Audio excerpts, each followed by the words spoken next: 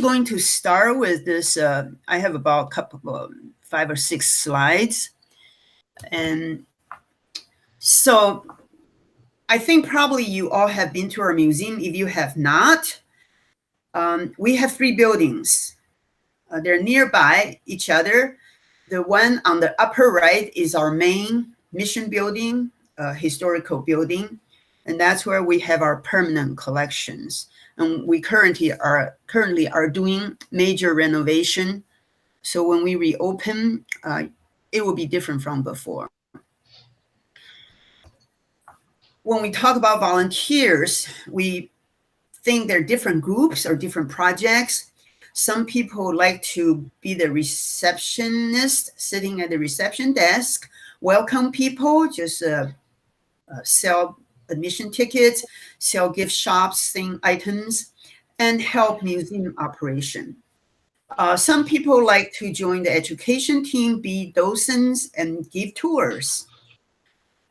Some people will only support special events, so they only come when we need more people. And then we also need people help with our collection, the database, and update what we have, where things are. Okay, so these are the groups. When you try to sign up for volunteer, you can choose one or more groups. So let's talk about update of museum reopen. We physically reopen in October 2nd.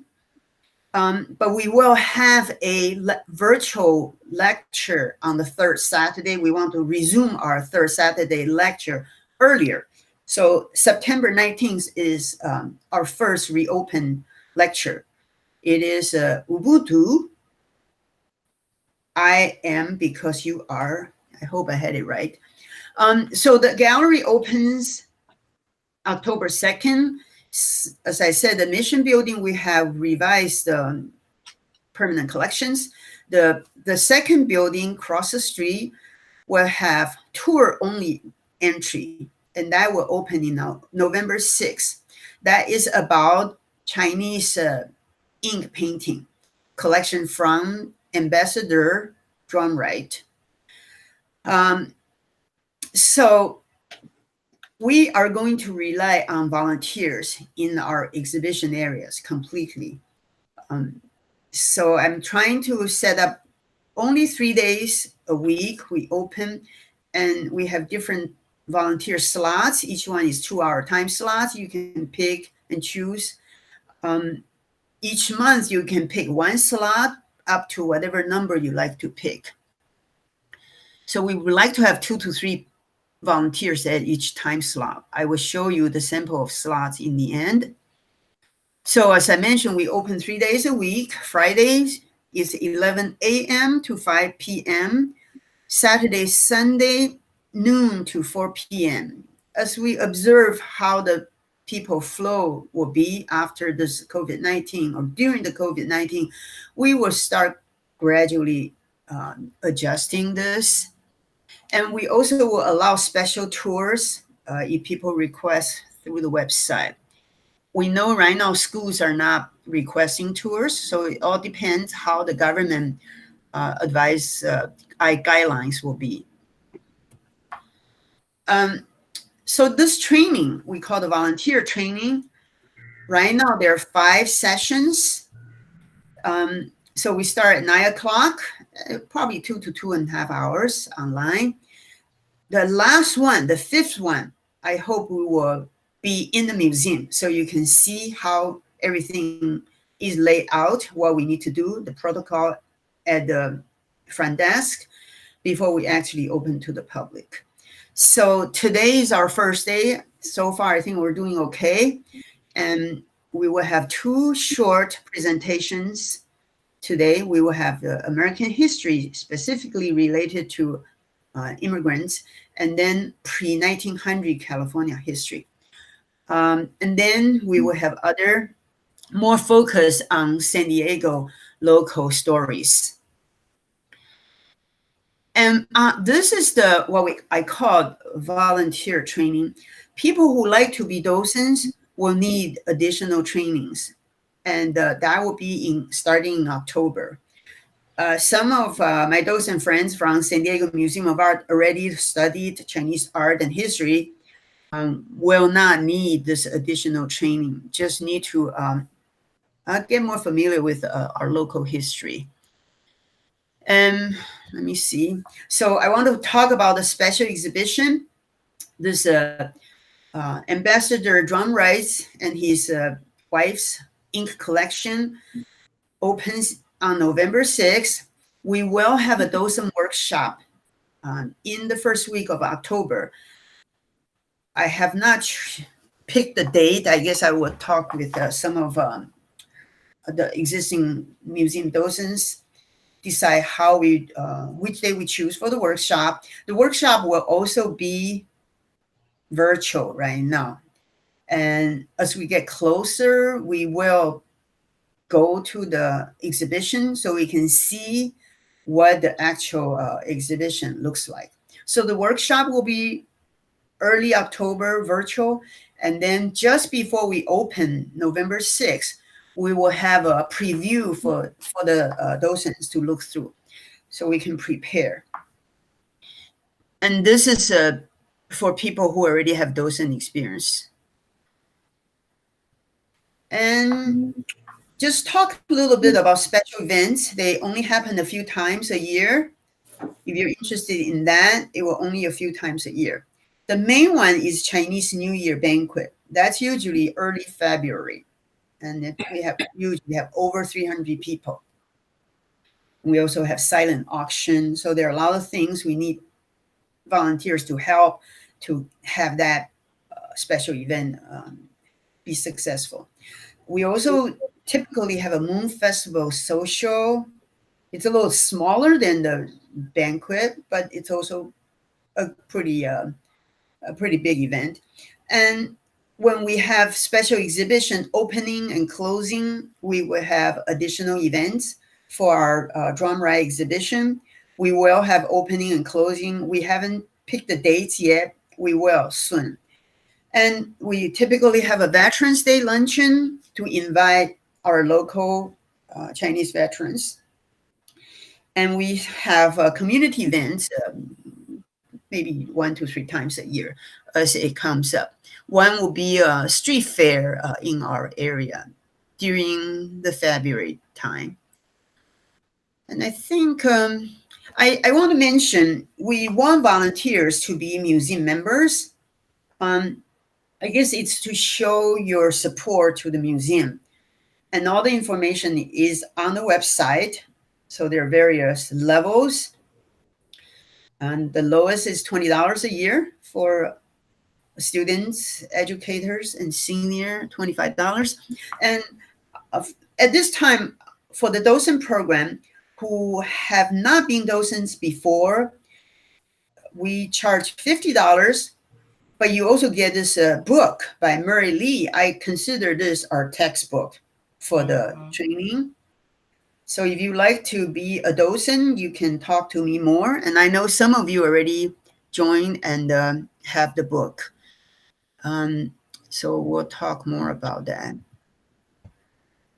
And this is the example of our schedule. And you see some names are already there. Some people already, because we had an introduction meeting or pre-meeting in June. So some people already signed up for their time. So I'm allowing 3 spaces for each time slot. So if you look at it, the first group, that's the first week, like first Friday, first Saturday, first Sunday, and then people can choose those name blocks and put your names in. And gradually we need to fill the thing completely. So I have this, I think it's on the website, but it's probably best exchanging email with me or Louis, and we will make sure your name is put in your desired spot. So if your names are on this, make sure it's in the right place. And if it's not, let us know, we will change it. And here's the second page. The week, the third and fourth,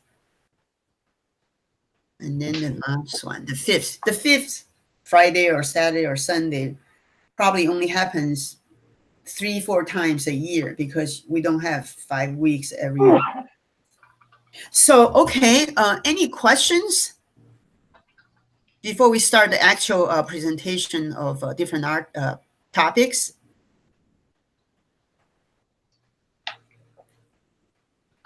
This is Judy. I'm having trouble finding the slides.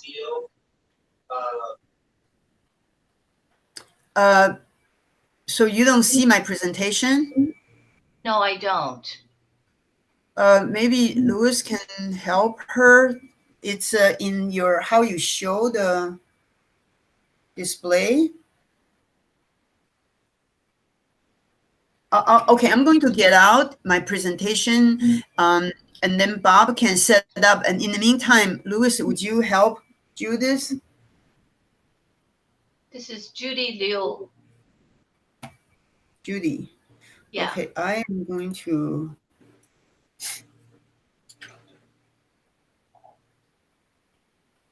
So I'm going to stop presenting. Now I can see more people's faces here.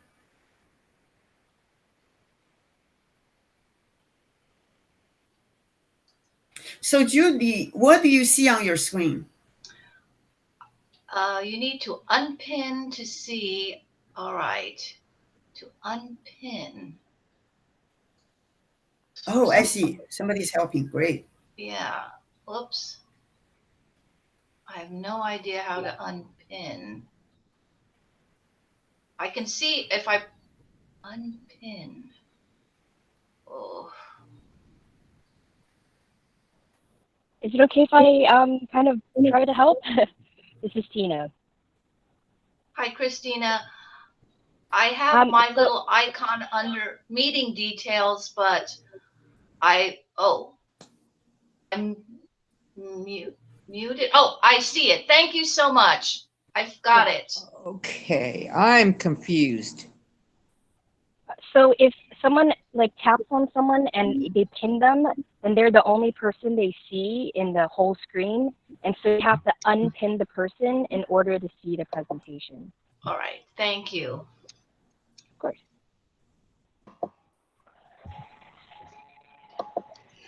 You folks should be able to see my presentation now. Can you see it? Yes, thank you. Is everything good? Yes. Yeah, it looks good. Shall I start? Sure, go ahead. Okay, here we go. So I'm Bob Stein, and I'm happy to be part of this. And Lily said to me, she gave me 2 words for this. She said, American history. And I said, what? Tell me more. She said, whatever you want, American history. So I figured that I would do immigrant and minority experience. And I ran my slides through my daughter, who's an immigration attorney, and she said I did a good job. She had certain corrections. So it sounds good. And there's some surprises here. And feel free to ask me questions if you want. I don't mind being interrupted, or at the end. I really am completely good with that. I'm now attempting to move ahead to the next. Here we are. So that's George Washington crossing the Delaware, by the way. Does people know where he was going? Was he going to Pennsylvania or New Jersey? The answer is he was going to New Jersey. He was going to New Jersey to fight the Hessians in Trenton. And there he was. That painting is in the Metropolitan Museum of Art by Emanuel Leutze. And Washington himself talked about foreigners. And this is in the 1700s. And he had a farewell address in 1796, and he talked about foreigners damaging the country and worrying about it and laws to restrict it and what they should do to prevent foreigners from damaging the country. So these are basic thoughts in countries, even brand new countries. And we're going to talk on the Chinese experience, but we're going to talk about all the other immigration before and after. And we'll see, you'll be surprised at some of it. So in 1798, 2 years after Washington had his farewell address, John Adams and the Federalist-dominated Congress passed a whole bunch of extremely rigid laws, which all expired, though, a few years later. And the Alien Friends Act was to deport basically anybody. And they were worried that their brand new country would be ruined by French rebels or Haitians who had a monarchy or Irish, and they just wanted things to be stable. And so they created this law to exclude people based on their personal beliefs back in 1798, not even on race or religion, but just on what you believed in, which is all very unsettling. A lot of this is interesting, some of it's unsettling. And there was another law in 1798 doubling the residence requirement to 14 years. Foreigners had to register.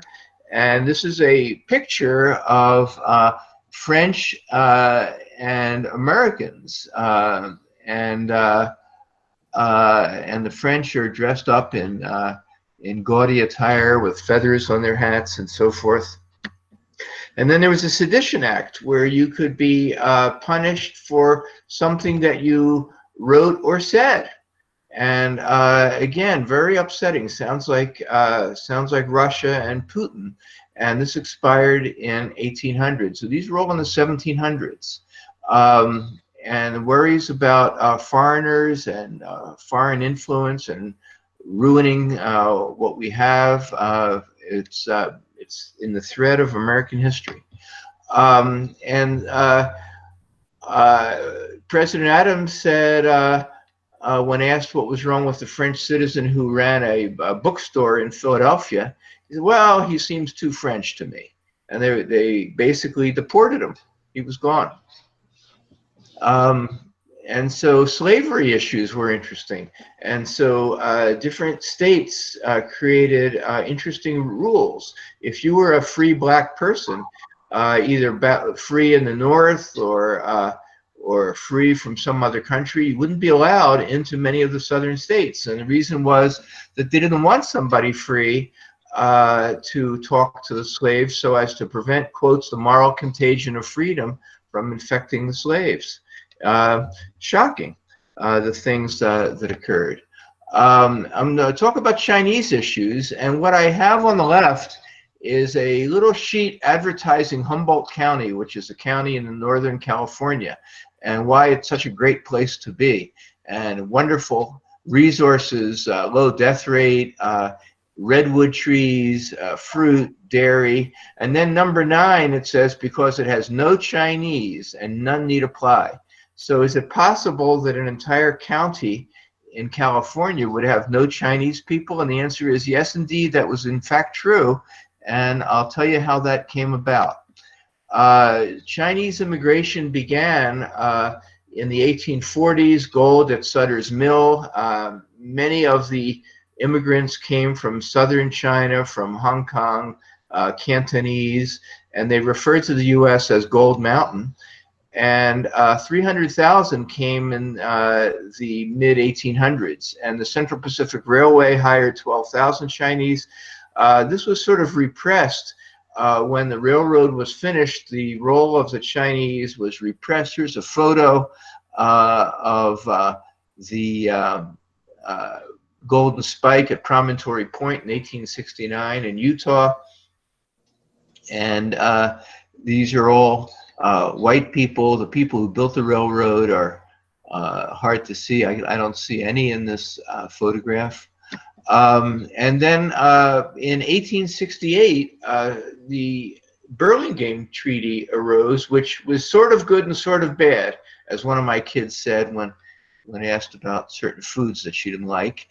It had unlimited migration of Chinese to the United States, but they had no citizenship rights, and in the courts, they were unable to testify against whites. So whites could do whatever they wanted, and the Chinese had absolutely no recourse. So it was a weird treaty which allowed for immigration, but poor conditions.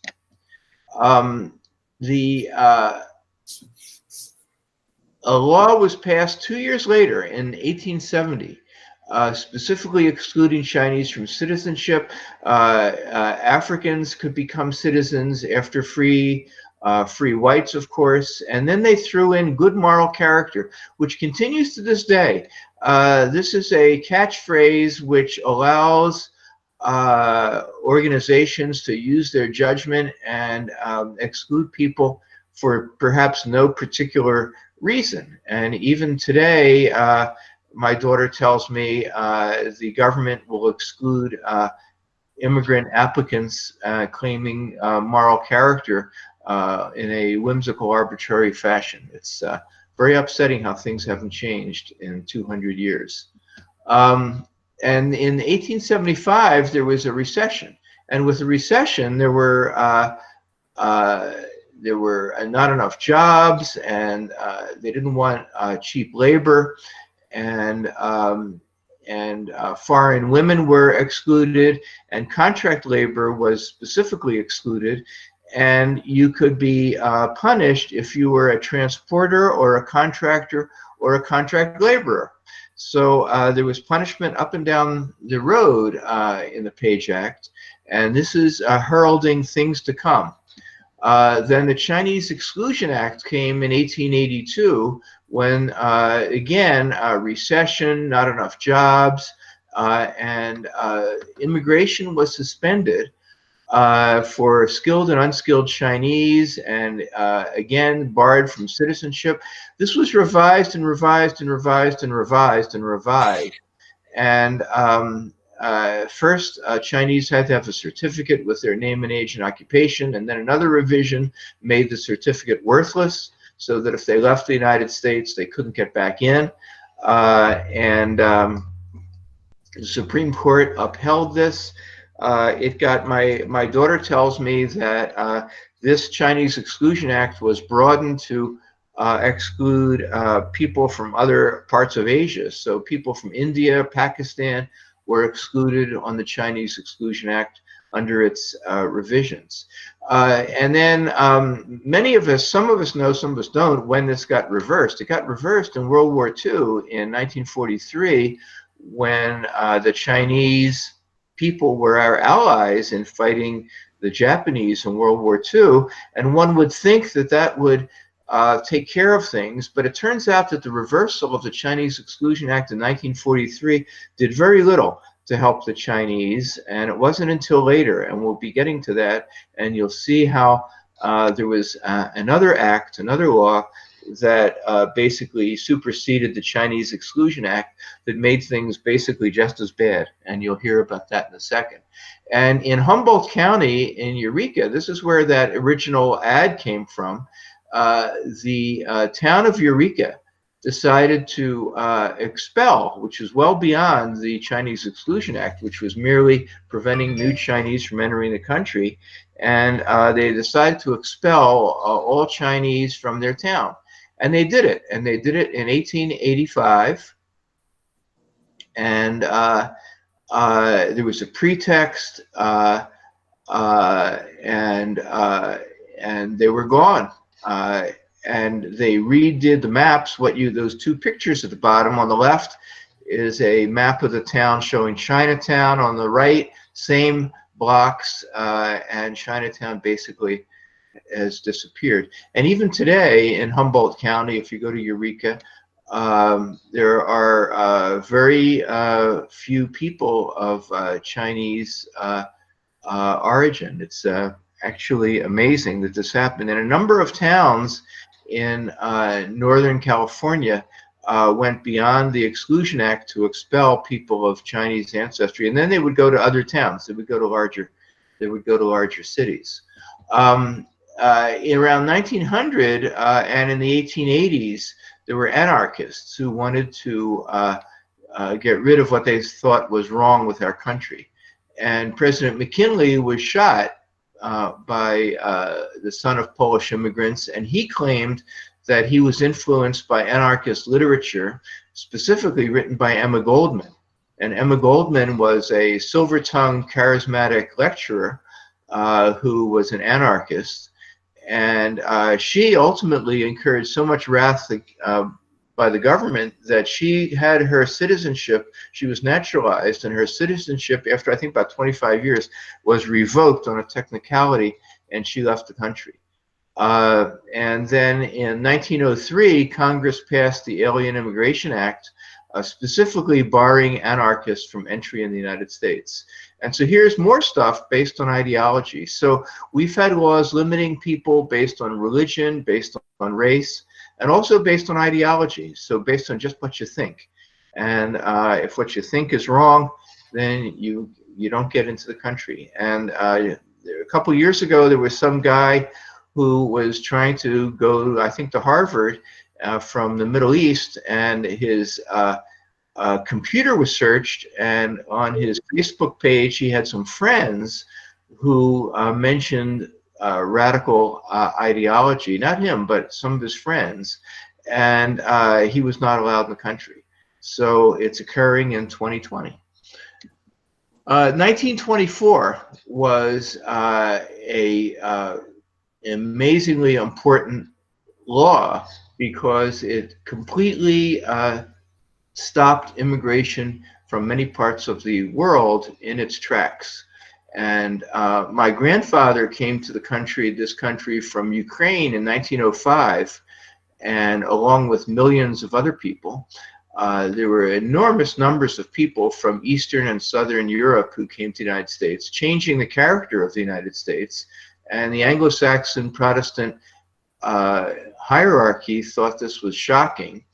And there was also at the very same time a rise of pseudoscience and eugenics, and a bunch of racists came to the fore. The Saturday Evening Post, Scribner's Publishing House, Atwater Kent, Henry Ford. Henry Ford was a racist, and he bought a newspaper called the Dearborn Independent, and he had these virulently anti-Jewish rhetoric things in there, even though he hired a Jewish man to be his architect to build all of his plants.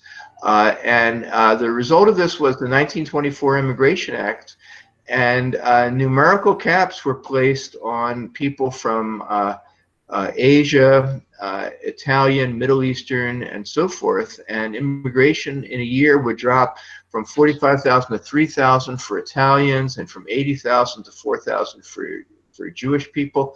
This was based on, the baseline was 1890, so the people in Congress were smart enough to pick a base where there was very little immigration, so they chose 1890 as their base, and then they had something that was, I think, 4% of the base. And so that's where these numbers came from. And this law was in place for decades.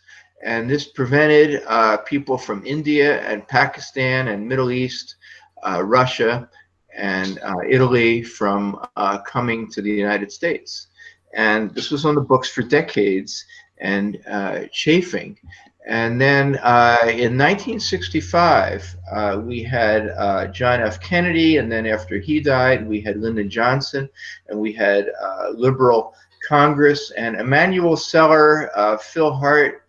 Emanuel Seller was from New York, Phil Hart was from Michigan, Teddy Kennedy from Massachusetts, all pushed to reverse the 1924 law, and they passed the 1965 Immigration and Nationality Act. And Lyndon Johnson, who is one of our greatest presidents, passed equal housing, education, voting rights, and let's not forget Medicare in the late 1960s. And then he also signed this Immigration and Nationality Act, reversing everything. And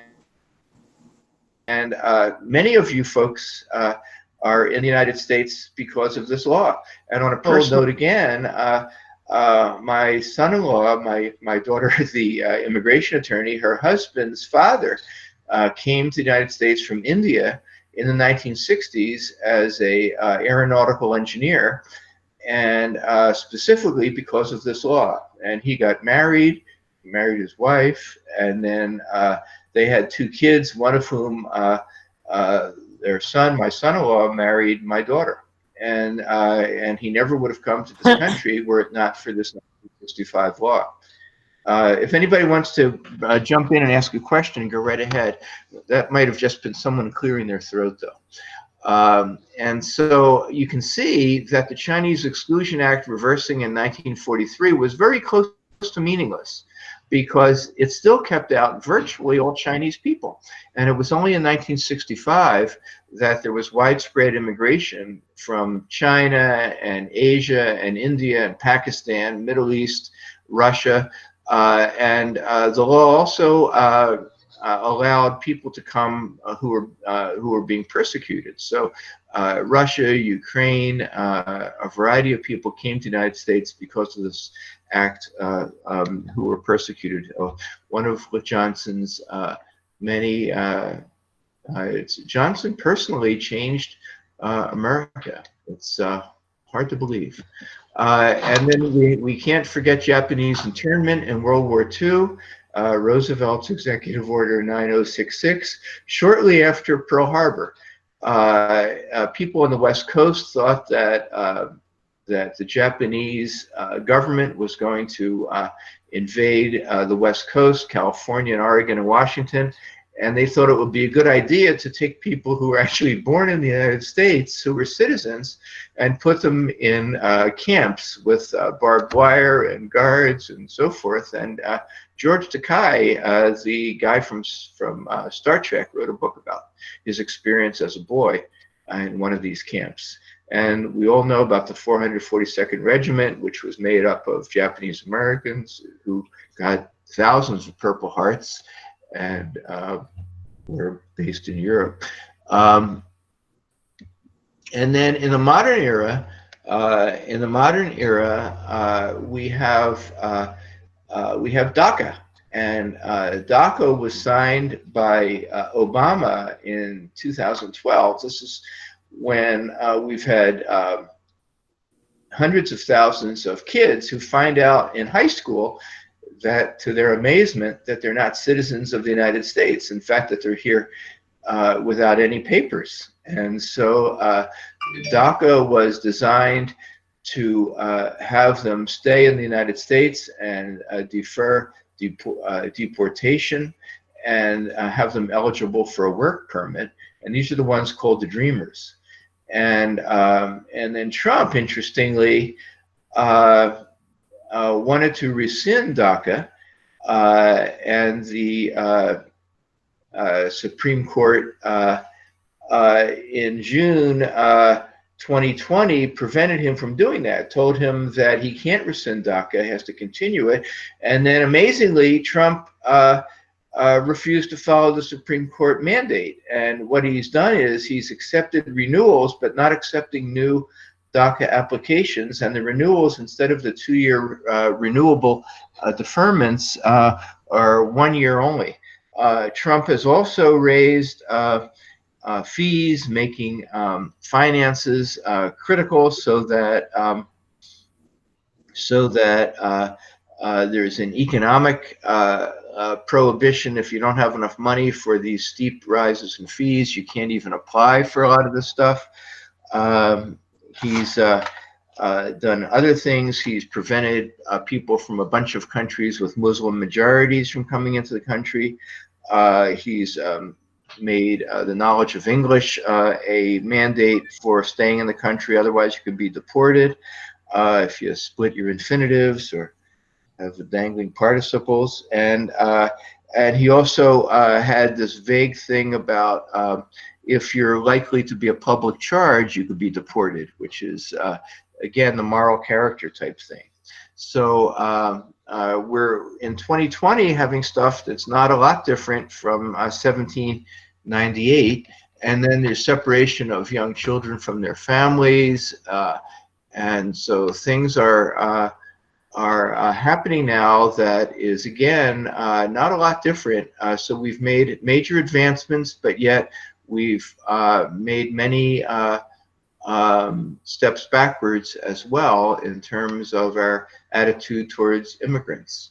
And And so in summary, shortly after the United States was created, we immediately started worrying about immigrants and altering and messing up what we have. And our history is just filled with stories both ways of discrimination, of kindnesses, and an endless number of laws, of which I've only mentioned a handful that were punitive or beneficial. People in November, I'm sure, are going to be voting one way or another, partly based on what their thoughts are of the value of immigration and the value of people from certain parts of the world. So this actually concludes my talk, and I'm more than happy to help you folks or answer any questions you may have. And here's my bibliography, I'm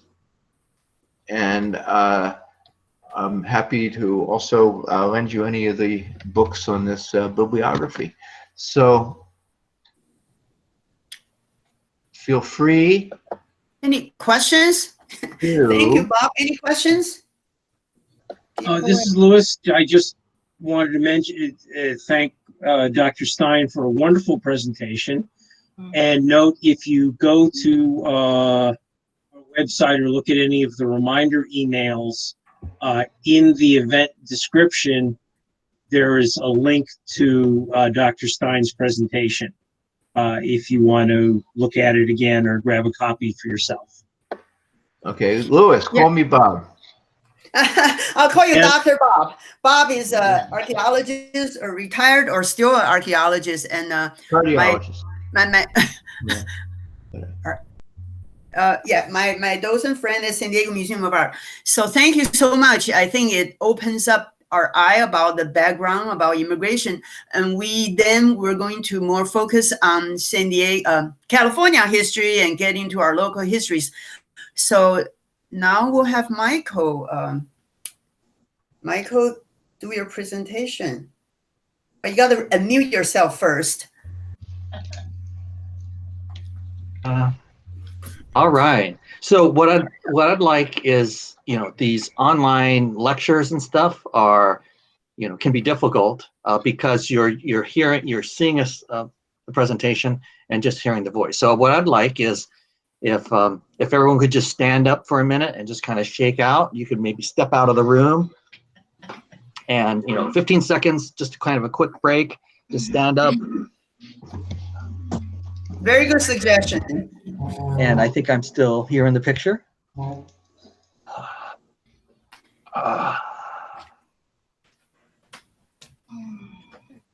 I will step out for 5 seconds.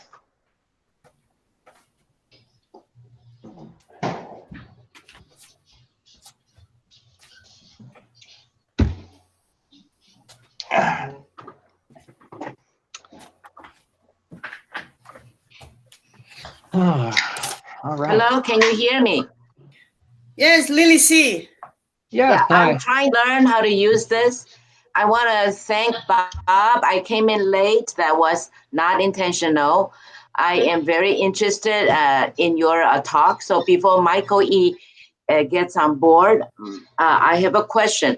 So you are a cardiologist and an archaeologist, right? Both. No, not an archaeologist. No, I said it wrong. Really just misspoke. Okay. Yeah. Well, people may have many talents. I also just wanted to say hello to some of the people. I know I saw some of the faces, but I can't see everybody. I don't know how to do that. But Louis, you'll teach me later. So my question, if you don't have any research data, is for you next time to help us out. It's between 1943 and 1965. Between 1943 and 1965. What was going on with the so-called Chinese immigration? Oh, that's actually a good question, and I have. I'm sitting in my dining room table, and next to me is a giant pile of books, and so which is what I use to write the talk, and they're in the bibliography. I have that information. In fact, One of the books I have, which I can recommend, is one called One Mighty and Irresistible Tide: The Epic Struggle Over American Immigration, 1924 to 1965, by Jialin Yang. And so I don't know if related to Neil. I but- remember reading that a very, very small number of people were allowed. It was so Yeah, it small. was. I would call it a trickle. I would call it a trickle. A trickle. So Yeah, the trickle, 1943, the 105 1943 reversal did very little to allow Chinese into the United States. It wasn't until Lyndon Johnson signed the 1965 Immigration Act that things changed in a basic way. And that's when you've seen all of the people now, the second and third generation people from India and Pakistan, and people from China, and it's all based on the 1960, and there you go. And it's all based on the look at my son-in-law, and it's all based on the 1965 law, which was pushed through again by Phil Hart, Emanuel Seller, Teddy Kennedy, and signed by Lyndon Johnson. Yeah. So just so that I want to follow up is we do have in San Diego quite a few I call senior citizens who came in to the United States between 1924 and 1965. They're senior. It would be great for us to be able to talk to them to get their oral history, because most of them came by boat, not by airplane. Yeah. Okay. Just thank you so much. Thank you. Michael, back to you. All right.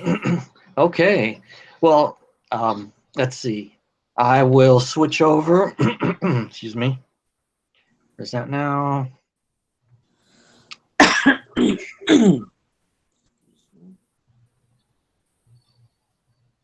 For those who don't know Lily C, she's the chair of our board of directors. So she's Lily C, I'm Lily B.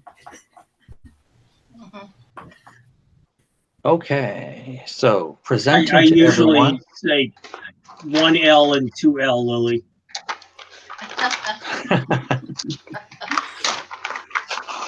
Huh. Did I choose the right? Are you seeing a screen that says California in the West pre-1900? Yes. Yes. Yes. Okay. Good. All right. Michael, you probably want to click on present in the upper right. There you go. Okay. So here is basically the structure. So, I want to compliment you, Bob. I mean, you did an incredible job, and there's some things that I think we both thought were important. So, you really covered some things, and so I'm very impressed. And that also makes me realize that for next week, that there's some things that I want to make sure get covered, adding in some details. I love your presentation, so congratulations. Well, thank you very much. So this part, what Lily B had asked is that we provide this broad backdrop of United States and then California, so that as you're talking with people in the museum, then you have a bit of a structure. So you can see how we've focused on some different things. So I was going to be talking about the indigenous era, Spanish era and the missions, the Mexican era, and the United States era. And then next week is maybe the heavy duty presentation about the San Diego Chinese. So really what I wanted to focus on, I thought about what is useful for a museum volunteer. And really what it came down was just talking about the indigenous people here for tens of thousands of years. And Bob talked a little bit about how the Native Americans were really viewed as they were inferior and completely disregarded. So I like this map here because, and just give me some feedback. Can you see my mouse? Mm-hmm. The arrow? Mm-hmm. Okay, cool. Right, thank you. So unfortunately, I did not notice that I think down at the bottom, the Kumeyaay Nation in the San Diego County and going down into Baja California. It got cut off in the conversion from PowerPoint into Google Slide. But basically, so down here at the bottom, you can see that's the Kumeyaay Nation. So a lot of times when you're seeing current events, a lot of organizations are saying, and we're here to respect that these were the lands of the Kumeyaay, and that were taken away or that were not granted permission. And I think that's a very respectful way of saying the Native Americans were here. They had flourishing civilizations and tribes and organizations, but it was not a written tradition. So here in San Diego, we have, let's say, locations like the Kumeyaay Village in site in Poway. So you can actually go there. There are, they have housing huts and an interpretive center in Poway where you can actually visit and see that the Kumeyaay and the Native Americans were here for tens of thousands of years. And then what this map does is that it really reinforces that they were all through California. They were managing, let's say, the lands in their own way, in a non-destructive way. So let's say they would be farmers where there was water. In the forests in Northern California, they would actually, set fires to certain areas to help manage the land so that they could hunt more effectively. But back then they were having a very small impact, and so it was not as destructive in the way that California wildfires are destructive now. You can see here that there was a lot of trade. So there were a lot of tribes. There was a lot of trade that was going back and forth. So tribes on the eastern part of California here would trade with tribes on the western part of California. So here's an example, right up here near this Sierra Miwok, there is this valley that south of Yosemite. So Yosemite, we are well known as a national park. Well, south of it, so back here, there's, let's say as an example, there's Mono Lake, highly alkaline lake. And I discovered on a trip back there that seagulls actually travel from the coast to this lake to roost and to raise their young. Well, so the Indian tribes in this part of California then traded with the coastal for things like, oysters, seashells, and coastal products. Here, this is where obsidian was very common. So you need obsidian in order to make sharpened arrows. So there's a lot of trade going on, a thriving civilization and economy based on tribes, and so they were here. Then so that's basically my indigenous part. So I think we should just recognize that they were here, and then the Spanish claimed Alta California, or really the whole West Coast, and as well as Mexico. So their goal was to populate the land for Spain and to Christianize anyone already living here. So in this day and age, the late 1500s, all the way to, through when they started, colonizing California, was so they again disregarded the living Native Americans that were here. And so to them, it was unused land. So this is basically that historical perspective that we should always be aware of. We can think of things that we consider terrible now, but that were unfortunately common practice back then. And so colonization took place. And so there is that racial, hierarchy. And so Spanish said, okay, the Native Americans are inferior. We're going to Christianize them. And their goal is to convert, because if you're of the Catholic faith, you want as many people to be redeemed and saved. So there's stories about blankets, let's say, being passed around to the Indians. This is an older story that is infected with smallpox to kill them off. And, you know, I believe that that angle is not true because the emphasis is to convert them. They also needed the Native Americans to work the land. So as an example, in the county, when the missions were formed, and so there's a mission to Akala in Mission Valley, there's the Presidio in basically Old Town. And Old Town is then the earliest settlements for the Spanish in San Diego, and then there's the Mission San Luis Rey up in Oceanside. So all of these missions were set up. So the California missions were religious, and it was led by Father Junipero Serra. The Presidios were then the military arm, and they needed to have soldiers here. So that's why we have this thing called the Presidio here in San Diego. And it was, not a pleasant time. So basically the Native Americans were conquered. They were forced to work the land, agriculture. One of the things they needed to do was plant grapes because you had the Sacramento wines. So the Native Americans or the Indians were forced to harvest and work the lands. And sometimes they went back, to their own native villages, if they could escape. So that's basically the quick California Spanish rule.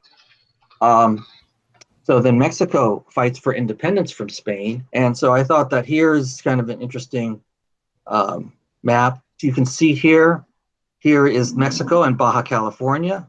Alta California, which we, of course, now it's just called California, is in this upper state. So it was a huge amount of land.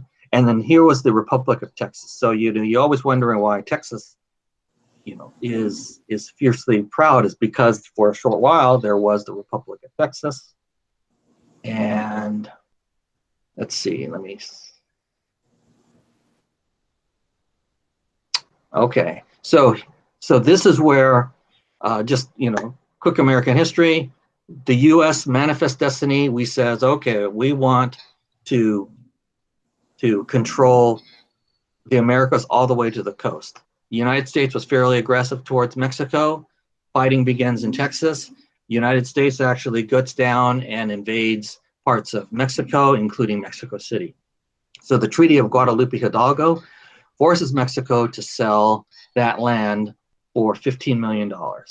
So you can see here is the land and then Texas was part of the arrangement of Texas wanted to join then the United States, but that was separate from the treaty.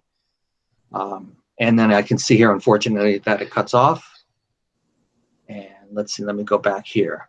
So this part here gets sold, including parts of, let's say, where Arizona and New Mexico are. And then we hear about the Gadsden Purchase. That was just an additional purchase done because they needed to get the Southern Transcontinental Railroad going this way. So geologically, there wasn't a good path through here. So this is now still, 1840, the 1850s, the Gadsden Purchase. So I wanted to then highlight the Mexican period. Then there were a lot of ranchos. So in Mexico had less of an interest in keeping the mission system religious going, but they needed to have still people populated throughout California. So this is an example of some of the ranchos that you can even see here. So down here in Mission Valley, San Diego de Alcala, it ran. Here is that mission. We have Rancho Santa Fe was a ranch. I'm familiar with. I walk down and hike in Rancho Penasquitas. So there's a Rancho Guajome is up here in Vista. So there's a lot of these ranchos that were granted to Mexican, basically ranchers, and again, you needed to actively populate the land and work cattle so that you were using the land. So the Native Americans were again, dispossessed, and during this time they were actively moved onto the reservation. So that's why San Diego has a lot of these reservations, is because the Native Americans were moved onto the reservations, but a lot of the historical ranchos still exist. All right, so that was the Mexican era. So then gold gets discovered in 1848. And so, my little nice mnemonic is that it was actually a year before. It took about a year for the Ruhr flood to come out. And then, so that's why 1849, the 49ers is such a well-known thing. But it took a while for that word to get out. And miners came from around the world. So they're coming from the East Coast. But Mexican miners and Peruvian miners actually had an advantage because they were already mining silver in Mexico and in Peru. So they could just come up the coast, and they were actually very well trained in terms of mining. And it was a Wild West frontier. So here's this photo here. You can see here, San Francisco is just booming, and it went from 2,500 people in 1848 to, oh gosh, do I have the stat here? I think the population boomed, 15, 20 times just within a year as people were flooding in. And the problem they were having at that point is that a lot of the ships coming in, they would lose their crews because the ship would arrive and then the crews would disappear. So for a long time, they actually had a lot of abandoned ships in the San Francisco Bay Harbor, because of that. So the old rickety buildings, wooden buildings, they went up very quickly, and then Sacramento then boomed. So in the Chinese, for the Chinese sojourners, San Francisco was the first city. Sacramento was the second city, because everyone was heading out to the Sierras to mine for gold. So here's some of the stats from a older slide. You could see here, still in 1849, there were 325 Chinese that came to California, and then you can see that it jumped rapidly. So by 3 years later, 20,000 had come, and the trade routes between the West Coast and Asia were actually, more well developed than coming around from the East Coast. From the East Coast, they would have to send products and product and foodstuffs from the East Coast. They would have to sail down the tip of South America and come up. It was a long trip. However, the trade routes from China and Hong Kong were already, pretty well established. Hong Kong at this time, the 1840s, Britain had just won the first Opium War. So just kind of a quick little, history of how that connects. Britain was awarded Hong Kong Island because the Chinese were trying to keep opium out. British and American traders were importing China as a way of offsetting the big trade imbalance of tea. So tea was flowing into Britain. Britain did not have a way of really having a trade going back. So Hong Kong and British trade was actually already pretty strong by this time. It was growing. So the sojourners, the goal was, because conditions were so poor in China, from the Pearl River Delta near Guangzhou, the southern China, they needed to go to locations that they could support their families, earn a living. And out of that, the United States was not the only country. the Chinese diaspora was spreading all around the world. But I'll just focus at this point on California.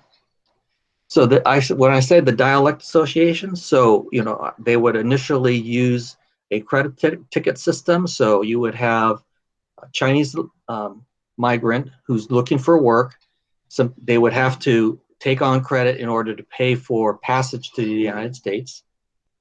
And these could either be independent businessmen, or families would pool their money to send somebody, and then they would set up these dialect associations in California to basically receive these immigrant workers. The associations would help them with housing and get them employment and connected, because at that point the white mining companies, if they needed Chinese workers, they needed to go through a work crew leader. So they would work through these associations to get labor. But at that point, you're saying early 1850s, this is really much the Wild West. I didn't really highlight this earlier, but just a few years earlier, this was Mexican territory. So the United States didn't really have a really strong functioning government. It was just building. So people were coming in. We didn't have immigration rules. It was just, if you can get here, then you can go and do your whole thing, do your own thing. And then so you can see here that in the 1860s, Chinese miners were still very prevalent. But they ended up, most did not find gold, but some did. And there were stories of highly successful Chinese men being able to return to China with riches, but most did not. So they were harassed, they were pushed out of the mines. Bob talked about how these villages and towns across the West, they were pushed out and threatened.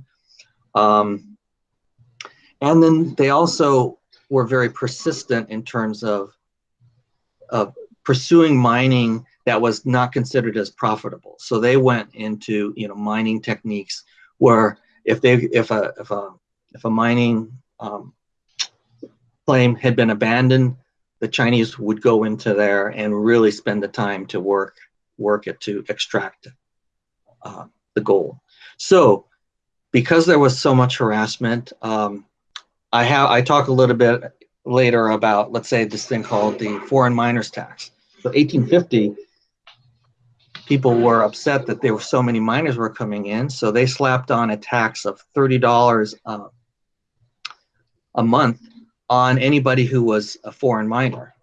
And that later on got adjusted to something more reasonable because people weren't paying. But that is an example of how miners were harassed. They went through then, the Chinese were all through the West, so I'm example, Washington, Idaho, Nevada, Montana, Wyoming, and then I'll have a little blip about the railroad work. So fishing then was an important occupation for the Chinese.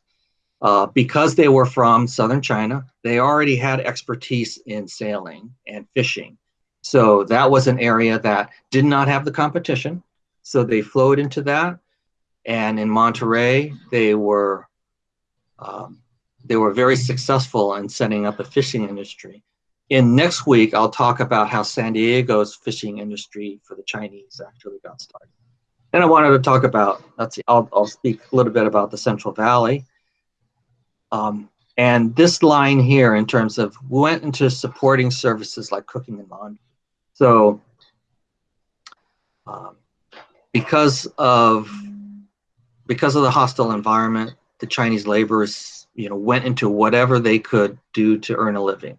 So they went into cooking because that was viewed as women's work. And it was not as desirable, and there was very few women here in the West. They went into laundry, not because there's any expertise of the Chinese in laundry, but that's because it was a needed service, and they could prove to be valuable by providing that that service. So the whole Chinese laundry, profession grew up, and it's uniquely a Chinese diaspora, type of thing. So they retreated from the rural to the urban Chinatowns, and then they worked as servants in factories. So here's an example of, at this point, to make California productive, and I use quotes. If you can't see me, I'm using the little quote things because, the view is that you had this wild land and it needed to become productive. So you needed to drain it, to dig by hand, and it was backbreaking work, but you needed people. So this is, again, as new societies move in, Central California really had a lot of potential. So what I do like to highlight is there's a town, this is a little bit after 1900, but Locke, California, south of Sacramento, and I have a URL, so this presentation is available for you, is basically a Chinese village.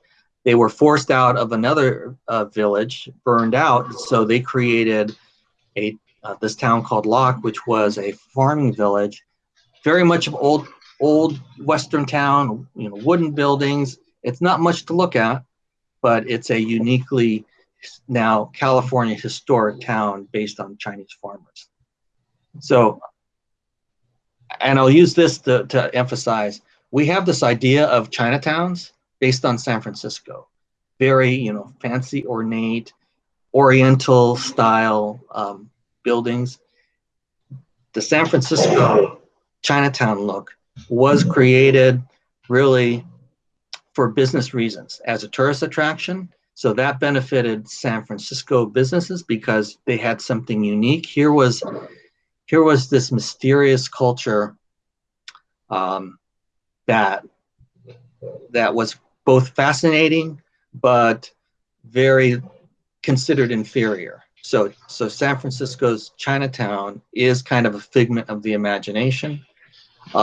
Chinese businessmen, though, they'll take advantage of whatever it comes, and so they provided these services, the exotic buildings, tours of San Francisco's Chinatown. You can go slumming in San Francisco's Chinatown and see the depraved Chinese. So again, using quotes. And so very different from the Chinatowns that existed across the West. So then we had violence against the Chinese. So there's two main ones. The most well-known one was Rock Springs, Wyoming, 1885.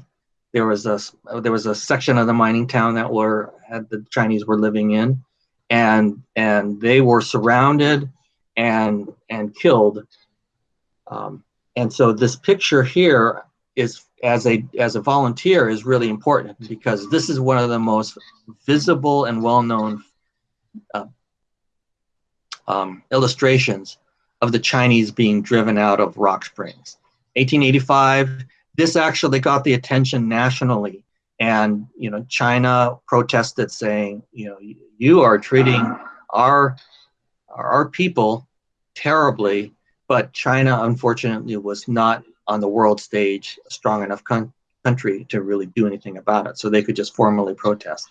This picture here, thankfully, it's not very graphic. Then in Los Angeles, so Los Angeles in 1871 was a tiny town. They only had 5,000 people in it. So 500, there was some Chinese gangs, and they were fighting. Somebody who was helping the policemen got shot. And over that day, then this lynch crowd formed, and he said, okay, we're going to run the Chinese out. So previously they had existed doing, laborer work. And so 18 Chinese were lynched. There are some photos that exist out there that I chose not to put in here, but here's a picture. There's a very good historian, Scott Zesch, who wrote an excellent book about the 1871 Los Angeles Chinese massacre. This point here, largest mass lynching in US history, I was trying to validate that, but there's a historian, Erica Lee, who is one of the ranking Chinese Asian American historians now in the United States.